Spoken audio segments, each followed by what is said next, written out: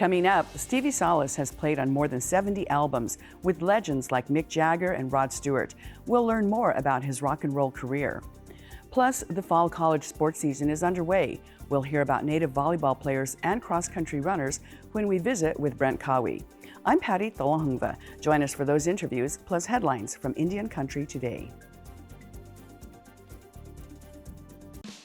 The Walter Cronkite School of Journalism and Mass Communication at Arizona State University is a proud supporter of Indian Country Today. Students at Cronkite News and Gaylord College at the University of Oklahoma cover indigenous communities together. This important work is distributed by more than 100 news organizations. This collaboration provides a much-needed boost to coverage of Native American communities nationwide. Learn more at cronkitenews.azpbs.org.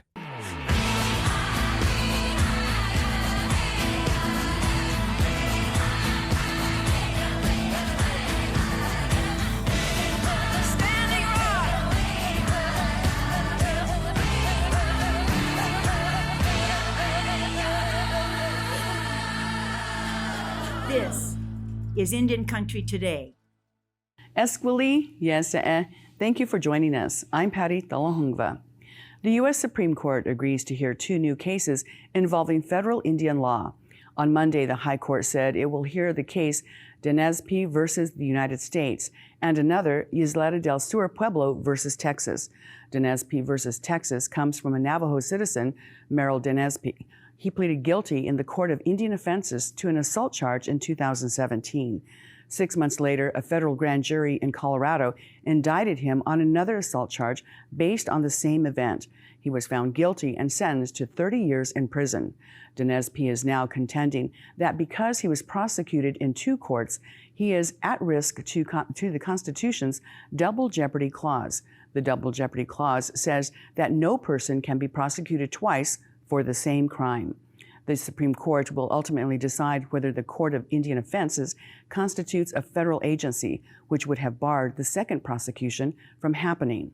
The second case, Isleta del Sur Pueblo versus Texas, involves the regulation of gaming on tribal land and the role of the state government.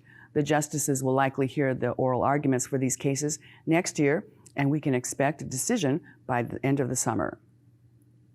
In Oklahoma, a court finds Brittany Pula guilty of first-degree manslaughter after she suffered a miscarriage. Pula is a citizen of the Kiowa tribe. On October 5th, she was sentenced to 4 years in prison for her miscarriage that happened last year. Prosecutors say the miscarriage was due to her drug use. However, the National Advocates for Pregnant Women argue that her conviction is not in line with the law. The organization says the state's murder and manslaughter laws do not apply to miscarriages, which are pregnancy losses that occur before 20 weeks. An autopsy on the unborn child revealed it had died at 17 weeks gestation. But under the law, a mother can be prosecuted for causing the death of her unborn child if she committed a crime that caused its death. However, during the trial, an OBGYN testifying for the state said controlled substances may not have directly caused the death of the fetus. The Blackfeet Nation will hold the funeral service for Chief Earl Oldperson this week. He passed away last week after a long battle with cancer. The chief was 92 years old. Earl Oldperson was a huge advocate and leader for the Blackfeet community. In 1978, he became the chief of the Blackfeet Nation. His contributions earned him the title of Blackfeet Nation Honorary Lifetime Chief. Oldperson became a chairman when he was 34 years old. He later served as president of the National Congress of American Indians. In that position, he helped found the nation's first tribally owned bank. In 1993, he presented the first ever State of Indian Nation address to the Montana State Legislature. He was a leader of a number of organizations, and for the past 26 years, he made it a point to attend the University of Montana's graduation ceremony, where he would sing Blackfeet honor songs for the graduates. University officials say he did that because he believed it was important for the students to hear the songs on their graduation day. His funeral will be held this Friday. New Zealand is hosting a vaccination festival to reach groups hard hit like the indigenous Maori. Musicians, sports stars, and celebrities all pitched in for the Vaxathon, which was broadcast on television and online for 8 hours straight. Prime Minister Jacinda Ardern also made a visit to one of the medical facilities that participated. Ardern set a target of 25,000 shots for the indigenous population. The Maori people have been highly impacted by the latest outbreak, and currently their vaccination numbers are lagging. At one drive-through vaccination hub, free food and music was also on the menu. Oh, we just want to create a nice, relaxed, fun vibe. We've got music going all day. As I say, we've got free food flowing and just a good, friendly atmosphere just to try and take some of the anxiety out of being vaccinated. Overall, more than 120,000 people received vaccine injections during the event. In Minneapolis, the Four Sisters Farmers Market will shut down this week for the season. The market is located in the Phillips neighborhood in Minneapolis. It's an indigenous-centered food market. Derek Nichols did a cooking demonstration earlier this summer. So in this one, Monoman candy, we got some puff wild rice, puff amaranth, and then to bind it all together, we have some nut butter. Today I used sunflower butter and some maple syrup, and then we season it with a little bit of salt and some vanilla extract or maple extract. Thursday is the last day for the market. And those are the headlines for Indian Country Today. I'm Patty Thalahungva. Coming up, Stevie Salas knows what it's like to play in sold-out stadiums with musicians like George Clinton, Mick Jagger, and Justin Timberlake. We'll hear more about his rock and roll career. And later, we'll talk sports with Brent Cahwee from Indiansports.com. We'll be right back.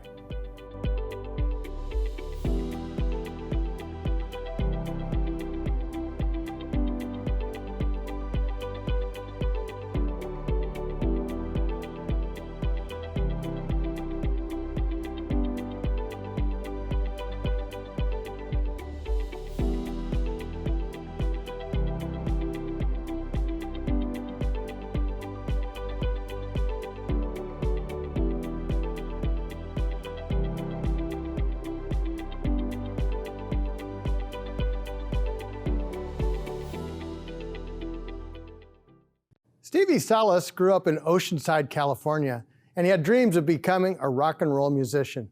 In the late 1980s, he made his dream come true.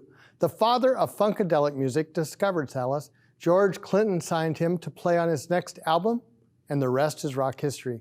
He has played on more than 70 albums and has sold more than 2 million records. Salas has played with such legends as Rod Stewart, Mick Jagger, and Justin Timberlake, just to name a few. He's been named by Guitar Playing Magazine one of the top 50 guitarists of all times. He joins us today to talk about his incredible career. Welcome, Stevie Salas. Wow, I feel welcome. I like that. I should carry you with me everywhere and just tell people that when I walk in the room. I love it. Excellent. Well, let's start. How'd you lead to Funkadelic?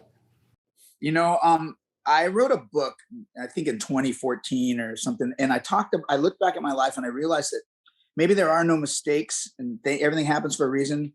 And when I met George Clinton, I was actually homeless. I moved to LA. I had a really popular band in San Diego, and I moved to LA to try to make it in January of 1985. But by August, I was homeless. I was sleeping on a couch at a recording studio in August of 1985, and George Clinton was working in that studio, and I'd go up to every musician. I went up to the guys in Kiss. I went up to all these people and say, "Hey, I'm Stevie Salas. I play guitar," and they'd tell me to beat it. And I said it to George Clinton, and he goes, "Oh, okay." That's all he said was, "Oh, okay." And about 3 o'clock in the morning, David Spradley, who he did Atomic Dog with, came in and woke me up and said, "Hey, you want to come in and try some guitar on this track?" And I was just like, "Yeah." And I went in and I went crazy, and George loved me. And the next thing you know, I was his sidekick. And then I met Bootsy Collins and Don Was and Thomas Dolby, and my whole life changed with a blink of an eye. What's it like to be in that level of playing music? I mean, it's more than just the playing. It's a whole everything. Ironically, if you think about the illusion of the level, 1 minute I'm homeless and nobody wants to give me their phone number. The next minute I'm playing the MTV Awards with Rod Stewart, and all the most famous people in the world are like, "Let's trade numbers." So it's a big joke, really, right? Was I that much better 6 months, that much worse 6 months before? It's really a game. The music business is a sort of game. You can't take it too seriously. What you can take seriously is visualizing and focusing on what it is you want to accomplish as a human being. And that I had great focus on. And that's what got me through it. But you can't get caught up in Steven Tyler's calling today, where, that's just part of the game, right? And it's almost ironic that it was George Clinton, because his story is very similar in that 1 minute he's doing one thing and another thing, wow, what happened? I think that's why George and Bootsy Collins took me under their wing. Bootsy Collins started playing with James Brown when he was 15 or 16 years old, right? And when George met me, I was only a few years out of high school, and he introduced me to Bootsy, and Bootsy said, you know, you remind me of me when I was a kid. And Bootsy really took me under his wing. George gave me credibility. And then the ironic thing is a bunch of BS, because everyone then in LA didn't know who I was. So they thought I was George Clinton and Bootsy's guitar player from Detroit. And I must be some badass dude, right? And so therefore people started calling me and hiring me and paying me double scale. We're literally 2 months before I was flat broken homeless. So it's a game. It's all a game. With more than 70 albums that you've influenced or written for or played on, do you have favorites? No, I hate them all. Every time I hear anything I do, I listen back and think like, oh, I hate what I did there. I can't listen to my own music. I don't listen to my own records. I have a real hard time when they come on, and like I'll be in a room and someone will put one of my songs on. I'll start getting, I get uncomfortable. Like, oh, turn it off. I tell people, please turn it off. And, but I do. Recently, I found a song I did with, I don't know if you remember the great Terrence Trent D'Arby. He changed his name now to Sananda Maitreya, but he sold about 20 million records in the late 80s. And him and I in the 90s, we were on tour with Duran Duran, and we did a song called Perfume Pavilion. And I listened to that the other day, and I go, wow, that was really good. But I did Dead and Gone with T.I., and that was like a #1 record. And when I listen to that, I'm like, I don't really remember even playing on it. So, I don't know if I have real favorites. I'm not that guy that sits around and like listens to my stuff too much. When you do hear it in the background, is it because you want to do it differently, or is it because what causes the reaction, I guess, is what I'm wondering. Yeah, I'll hear things no one hears. I'll hear a snare drum that's like driving me crazy, and I'm like, you're out of your mind. But sometimes when I go back now, because I'm old now, and I made my first solo album in 1990. So when I listen back to what people seem to love, they love people. It's crazy when I go all over the world. People love this stuff, and I'm like, okay, I can listen to it now as a different person. And I go, well, that is pretty good. So I don't know. I have a hard time listening. I'm always thinking forward. I'm moving forward. I'm thinking about, new things every day. Once I finish something, I try not to go back to that. I try to move forward. I want to ask you about your relationship with the guitar, and how'd you start? And what about your relationship with the guitar now? Yeah, I wanted to be a drummer, and I realized that the drummer had to do all the work and had to own a truck, right? And I wanted to, so I started playing guitar, and it became really easy for me. And I made it relatively fast, because from the time I met George Clinton in August of '85, by August of '88, 3 years later, I was already playing multiple nights at Madison Square Gardens and flying in a private jet with Rod Stewart. And I had #1 records with Was Not Was. And I scored the movie Bill and Ted's Excellent Adventure, and it was the biggest movie in the country. And so, I don't know what it is. It just worked for me, and the guitar worked for me. I think of the scene in Star Wars always when Obi-Wan's trying to teach Luke how to use the lightsaber. And he says, your eyes will trick you and your brain will trick you. And he covers his eyes, and he's able to flow the energy. And I've always thought of the guitar as something that I can extend my energy out of. And so I don't practice much. I don't pick it up and like work all day on scales. I don't do any of that. I don't even know the name of half the chords. And I've been on the cover of every guitar magazine in the world pretty much. So for me, the guitar is like this thing it's made my life amazing, but it's also ruined my life. My grandmother died, and I was in New York recording with Bill Laswell, and I wouldn't come home because for the funeral, so it was all consuming of me. And I didn't have a kid until I was in my 40s, because I was consumed with this guitar and this songwriting and traveling the world, playing music. And so in a lot of ways, it's a love-hate for me, but I'm super grateful. Don't get me wrong. I couldn't have made Rumble if I didn't play the guitar, right? Well, and I want to get through Rumble. I want to ask you about your different media, and it's not just music that you're involved with, but you're a writer and a producer. Let's talk about Rumble, how that came about. Well, I'll tell you, as you know, I've always been a Native American. It wasn't like a new thing. And so I had this thing where I would go, and I talked about it in Rumble, where I was in LA just jamming and out of my mind, movie stars and rock stars and Playboy centerfolds and all the madness that you think you want in life when you're a kid. And Randy Castillo from Ozzy Osbourne from Isleta Pueblo grabbed me and he goes, hey, him and I were going to London for this thing that we were playing on. And he says, you're coming with me to Indian country. And he took me to Taos. And that just settled me right down. It was like I was able to find some type of balance in Taos. I don't know why, but the boys there, and we played music. And I'd always go back to New Mexico to Indian country to settle down. And then I'd go back out in the world and to the madness of the world. And so around 2000, I was done with music. I want to retire. I'm going to do my last gig, which is going to be the Fuji Rock Festival. I'm one of the headliners with Rage Against the Machine in Japan. And I'm done. This is going to be my last gig. I'm over it. I want to go surfing in Costa Rica and that's it. And I thought to myself, I got a phone call to open for the Rolling Stones in Canada. And I met a guy called Brian Wright McLeod, who was writing the encyclopedia of Native American music in complete entirety, all the way back to 1908 in wax cylinders. And he wanted me in his book. And he started turning me on to I didn't know Link Wray was a Native American. I didn't know Jesse Ed Davis. I was playing Jesse Ed Davis guitar parts with Rod Stewart and didn't know Jesse Ed Davis was a Native American. And I thought, people need to know about these guys because we have role models here that have done amazing things and they're not from 150 years ago. So I thought, I have to do something to give back. So it was around 2001, and I started to think maybe I'll make a coffee book with talking about these amazing Native American musicians. I don't know. And then I met Tim Johnson from the Smithsonian National Museum of the American Indian. I was giving a speech. We were building a recording studio in Six Nations. And I told him that around the world, I find that everyone wants to get one Native American into the mainstream. That's what we're trying to do. And I said, you guys got it all wrong. Let's bring the mainstream to Native America because they love us. Everywhere in the world, they want to know more about us. And Tim Johnson thought that was a fantastic concept. And so next thing I know, I took a job at the Smithsonian with him and I started creating the exhibit with him. He facilitated it and put me with a staff and let me do what became Rumble. And we first did it at the Smithsonian and fleshed it all out. And that's how Rumble happened. It was my way of giving something back. And it was also supposed to just be a simple, small film for PBS that was going to inspire Indigenous people to know that they could do anything they wanted in this world because it's been done. There it is right there against all odds. And it just ended up changing the world. Rumble came out and it's like I speak at Notre Dame University. It's changed the world. So, I don't know. Rumble is just the gift that keeps on giving. There was a song came on the radio, a guitar instrumental, and it changed everything.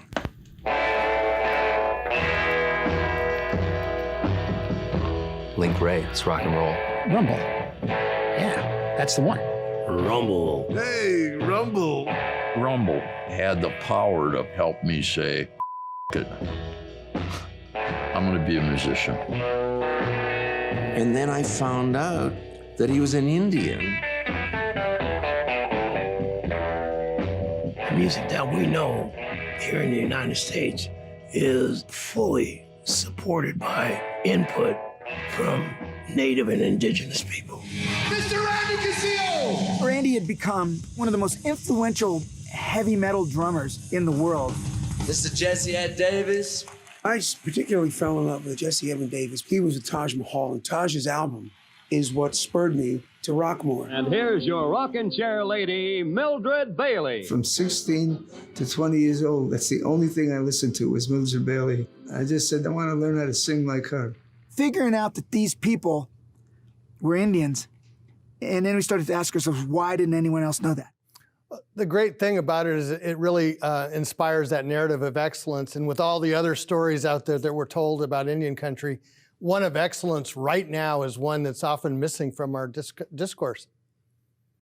Perfect. Exactly. We're doing stuff. It's just people don't know. If a tree falls and you ain't there to hear it, right? So that's what my new film company is all about. We're all about amplifying these amazing stories about amazing people like Autumn Peltier, and that's really what I'm into. So, you want to talk about playing guitar. I want to talk about Autumn Peltier, and I want to talk about water crisis, water issues in Indian country, and I want to do other stuff. I'll still play the guitar. Don't get me wrong. Well, we only have about 20 seconds, but what's next? What's next is I have a company called Scene Red Six Nations. It's a film company. I'm making a new film called Boil Alert now. We have this short doc out about Autumn Peltier called The Water Walker. I just had another gold album in Japan. Everything's good. Life is good. I'm super happy. Well, so nice to talk to you. Thank you. Thank you, guys. From the world of music to the world of sports. We'll be right back with Brent Cahwee from Indiansports.com.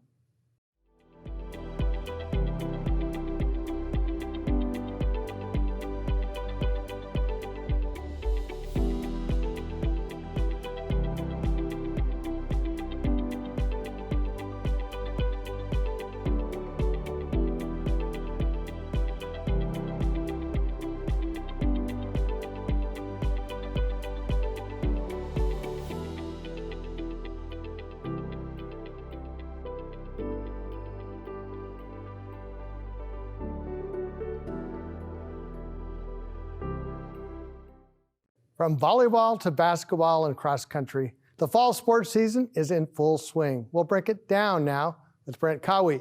Brent is the co-founder of the very popular site, Indiansports.com. Welcome, Brent. Hello, Mark. How are you doing today? Doing well. Let's talk volleyball. Volleyball, man, we've had a great season of volleyball so far at the collegiate level. Just so many stars growing, bringing their talents to the national level. So it's been really good to see so far this season as they start to head into conference and championships and tournament play and stuff like that. Who are some of the people we should be watching? Man, we have so much talent to name out there, but Imani Bush, she's a freshman with the Washington Huskies. She was recently this week named the Pac-12 Freshman of the Week. The interesting thing about her, she's a First Nations athlete out of Canada, but she actually enrolled at Washington last January during the pandemic because she was allowed to because of COVID rules and stuff like that. So she had an extra, she got to travel to the NCAA Final Four with the Huskies last semester. But she's definitely one that's going to be up and coming. We're going to hear more and more about her.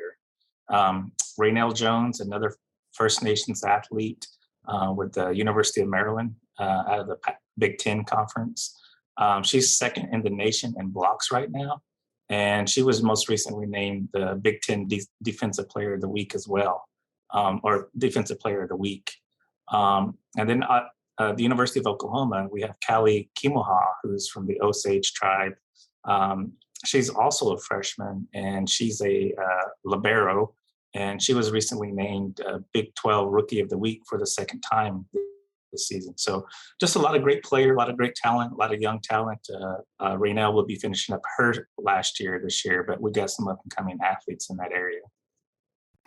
Another sport that's is just launched is cross country, and I understand there's OK Wingate athlete who's kind of leading the charge there. Yeah, Trinity Ruiz from the OK Wingate Pueblo. She's a senior at Cal State Fullerton, and she was most recently named the Big West Conference Runner of the Week as well. And she's actually won 2 races so far for her university. So she's running really well right now. She's in a good spot heading into regionals and then hopefully on to nationals for her. So she's a very talented young lady. She's been obviously running for quite a long time, and I expect for her to have a great showing on the national level soon. Are there any other cross-country athletes? Oh man, we have so many. Obviously a lot of these athletes are at the Division I level, but we also have some talented runners at the NAIA level as well. They're really kind of just getting into the mid swing of their seasons right now, and there's been some talented runners like Jaylee Gillis. She's running out of a school in I want to say Nebraska. I can't remember which one comes to mind, but she's done really well so far as a freshman this season. The other fall sport, of course, is football, and I understand Nate Snyder at the University of Louisiana. Yeah, Nate Snyder, he's finishing up his last season as well with the University, the Raging Cajuns. He's a Ho-Chunk tribal member, and he was named Player of the Week this season once, and he was named Player of the Week last season as well. And most recently, he was named to the William Campbell Trophy finalist for one of the best punter or kickers in the nation. So He's doing well with his team and his season so far. So I expect more accolades for him as the season comes towards the end. We also have Casey Thompson. He's the starting quarterback for the University of Texas now. And he's from the Kiowa tribe of Oklahoma. And he was most recently named the Big 12 Offensive Player of the Week as well. He took over after 2 games this season. So he's going to hopefully get his team to a bowl game this season. But I'm excited for the rest of his career. That's exciting stuff. We only have about 30 seconds left, but in a headline, what's basketball look like? Basketball is going to be another exciting season. We got Raekwon Evans from Florida State University. Their team is ranked number 20. He's going to be finishing up his last year. We got David Wingett at South Dakota State, Mason Archambault at University of South Dakota. Just a lot of great talent, and I'm looking forward to the basketball season as it approaches. Thank you so much, Brent. You're welcome. And that's a slice of our Indigenous world. Thank you for watching. For all the latest news, go to IndianCountryToday.com. I'm Mark Trahant. Sometimes you got to take a stand just because you know you can. Oh, you got to run, you got to run.